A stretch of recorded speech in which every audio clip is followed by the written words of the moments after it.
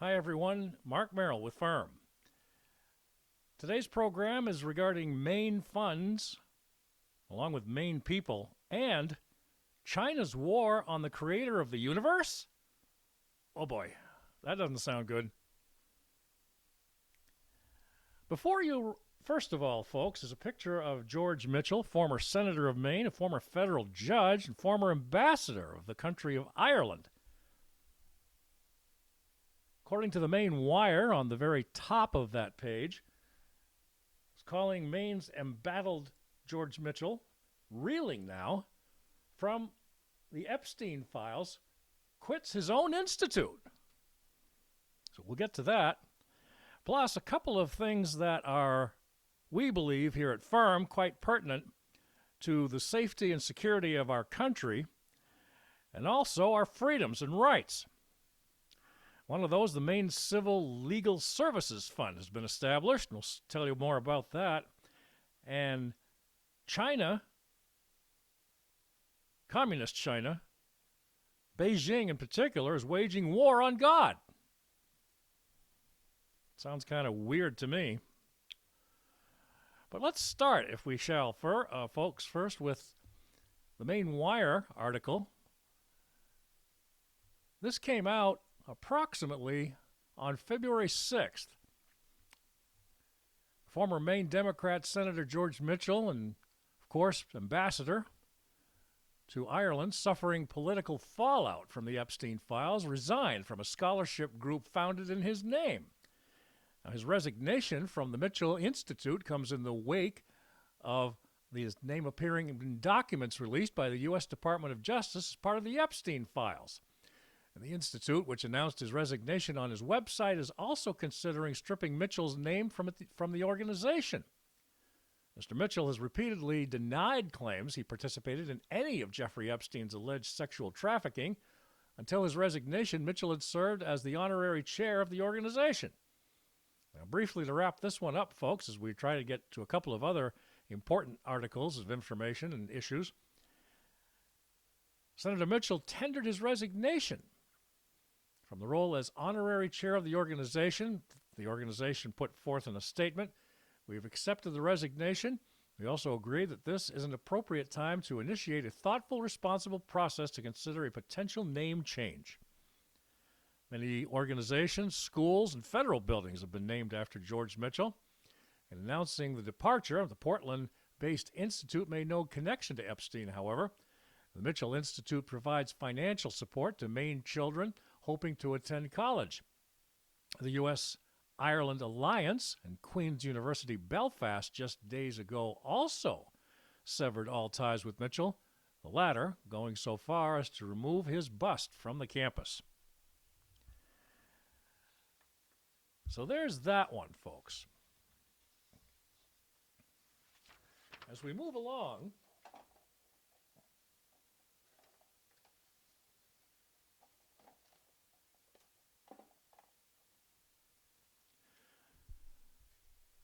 next up on Firm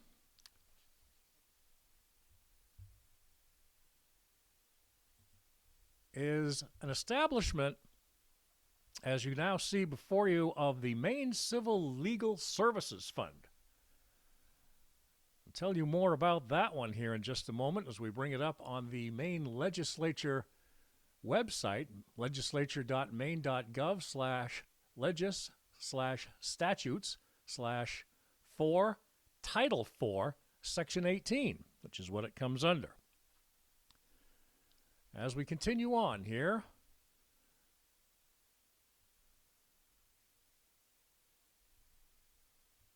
the creation of the fund, the Maine Civil Legal Services Fund, was referred to in this section on the legislature under Title 4 Judiciary, Chapter 1 Supreme Judicial Court, and Subchapter 1B, the Administrative Office of the Courts. It's referred to in this section as the fund, established as a non-lapsing fund to support civil legal services to persons who otherwise are not able to pay for those services. Money in the fund need not meet certain obligations and must be deposited with the treasurer of the state to the credit of a fund It may be invested as provided by law. Interest on the investments must be credited to the fund as well. Except as provided in paragraph C, money in the fund must be dispersed to legal services providers to support the provision of free civil legal services to low-income or needy people or the needy elderly in the state. Money dispersed from the fund may not be used by a recipient to support lobbying as defined, Title 3, Section 312A, unless the recipient is responding to a request by a lawmaker or a member of the executive department. Only the following legal service providers may receive disbursement to provide free civil legal services. 1. Nonprofit organizations. 2. Legal aid clinics of accredited law schools operating exclusively in Maine. And 3. Programs whose primary mission is to coordinate pro bono legal services on a statewide basis for low-income people in the state. A final paragraph in Section 1 says in the first year, the Judicial Department may draw from the fund any programming, printing, and distribution costs that are necessary to implement subcharges on fines, penalties, or forfeitures as provided in subsection 3A.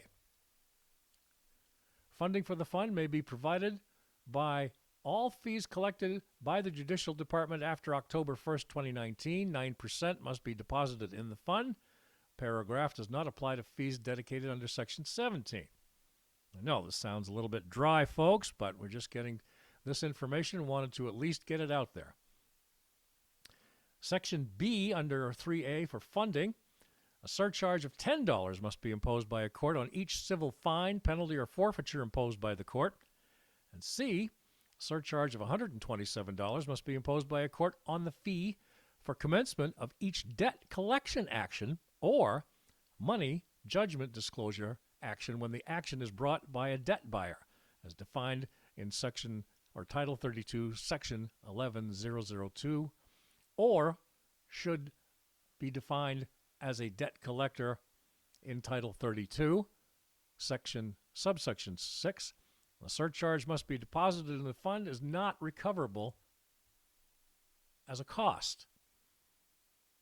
Other funds.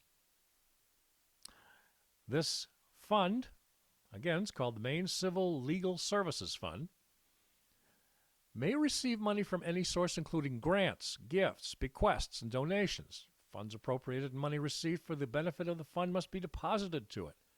Distribution. The Supreme Judicial Court shall appoint a Civil Legal Services Fund Commission of 3 people knowledgeable about the problems of ensuring access to justice in the state to determine how to distribute the funds in accordance with subsection 1 in a manner that will most efficiently and effectively maintain and enhance access to justice in the state. Justice in the state. Isn't that nice to know, folks? What kind of a justice are we going to get out of this? It better be the only kind. Nothing else attached to the word justice. Let's cross our fingers on that and pray about it. The Commission shall review the allocation at least every 4 years or on the request of any member of the Commission and shall make adjustments to the allocation when appropriate.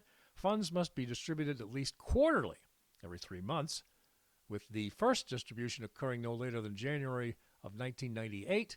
The Commission shall complete or compile information on the types of cases handled by recipient organizations and shall report this information and its allocations decisions to a joint standing committee of the legislature, usually the judiciary, having jurisdiction over judiciary matters no later than February of 1999.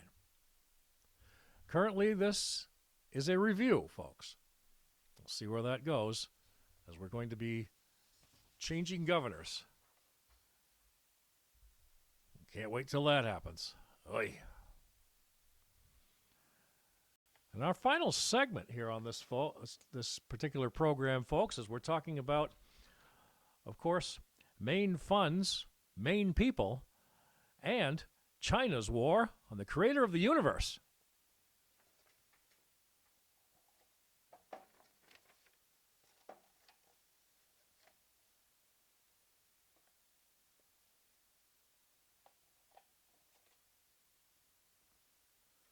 Now, as far as the creator of the universe here, folks, let's go ahead and get to that one, shall we? This particular issue comes from the Epoch Times, an article called Persecuting Faith, Congress Hears. Religious persecution is a warning sign that freedom itself is under siege, according to a former ambassador at large for international religious freedom. That gentleman's picture you see here before you folks is a Sam Brownback, former U.S. ambassador at large of international religious freedom, as he was testifying before the House Foreign Affairs Committee, Africa Committee, on Capitol Hill in Washington back on February 4th, pretty recently. According to the article written here by Eva Fu, a reporter for the Epoch Times, was done on originally February 5th and updated on February 6th. The Chinese Communist Party is waging a war on God, and its repression of faith and appeasing such persecution will only invite greater aggression. According to the former ambassador at large, Mr. Brownback testified at the House Subcommittee on Africa, cast religious freedom as a stabilizing force to ensure lasting peace and threats against it as a major global security issue. Religious persecution is not an isolated human rights concern, he said. It's a warning sign that freedom itself is under siege, and when regimes crush faith, they're rehearsing the suppression of every other liberty that follows. Couldn't agree more, sir. Communist China, he said, is leading an alliance of communist authoritarian totalitarian regimes that literally stop at nothing to control people of faith. They see people of faith as a threat. The people of faith are the ones that will be first attacked and the last ones left standing. The scale of the issue can be seen in the dollars spent. Communist China will spend billions of dollars this year, he said. Just alone in this 12-month period here in 2026 to suppress every faith that exists in that particular country. Guess who that could be? Wink, wink. In the meantime, China, within its own borders, and we're talking about quite a bit over 2 billion people already, folks, they will suppress the Uyghur Muslims and suppress the Tibetan Buddhists and suppress the Christians. And they save their greatest anger and bile for Falun Gong, you may recall, a domestically grown group. Now, the Falun Gong spiritual discipline and meditation practice features slow-moving exercises and teachings based on the principles of truthfulness, compassion, and tolerance. Now, what the heck could be wrong with that? It's like attacking Christians in a yoga class, for goodness sakes. After its introduction in 1992, the practice spread rapidly, and by the late 1990s, official estimates had put the number of those practicing it around 70 million. Now, about 2 decades ago, the CCP turned on Falun Gong, launching a brutal persecution that continues today, including subjecting those who refuse to renounce their belief to torture in black jails and labor camps, and even forced organ harvesting. That ought to make everybody cringe, folks. In 2025, more than 4,800 Falun Gong practitioners are confirmed to have been subject to arbitrary arrest or police harassment, with more than 750 people sentenced for refusing to give up their faith, according to Minghulorg, a U.S. website dedicated to tracking the persecution, and has recorded 124 deaths for the year so far. That's one too many. The CCP's persecution of Christianity is also on the rise in China. Chinese-American Grace Jin Drexel testified at a hearing. Her father had been in a Chinese jail since October of 2025 following a coordinated raid on a Zion church. Over the past year, authorities disrupted church gatherings during Sunday services, and more than 150 pastors and church members faced threats, detention, or interrogation.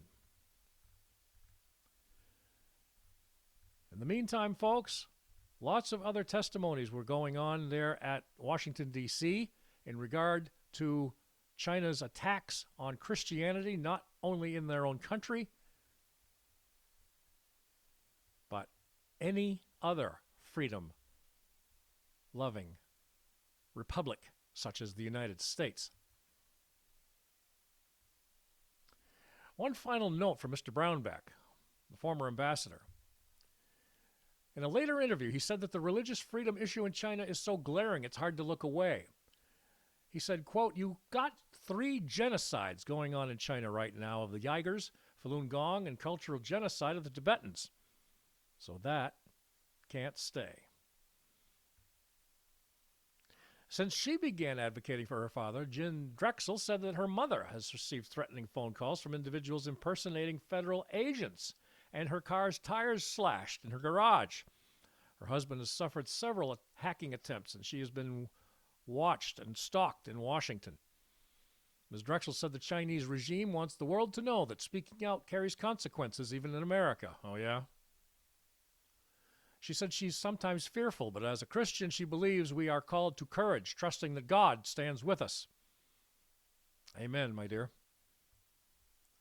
I believe God is also testing us during this time, she added, like refining silver, painful but full of love, and that God has not abandoned us. If you want more information on this article and any others, more details on the testimony of the ambassador or Ms. Drexel, you can find Eva Fu of the Epic Times, and we'll put her contact information there for you. In the meantime, ladies and gentlemen, thank you for joining us for this brief but dedicated episode of Firm regarding Maine funds, Maine people, and China's war and the creator of the universe, as you heard. As always, keep in touch with us here on YouTube, X, or Twitter, and check our emails, or check in with us on our emails 24 hours a day, 7 days a week at fairnessinreportingmedia@gmail.com, fairnessinreportingmedia@gmail.com. Pray for our country. Pray for our people. Pray for our state. As we have changes, and we better have lots of them. Getting rid of the Democratic Party altogether and having new leadership in our state. Pray for our president and his cabinet. Peace to all.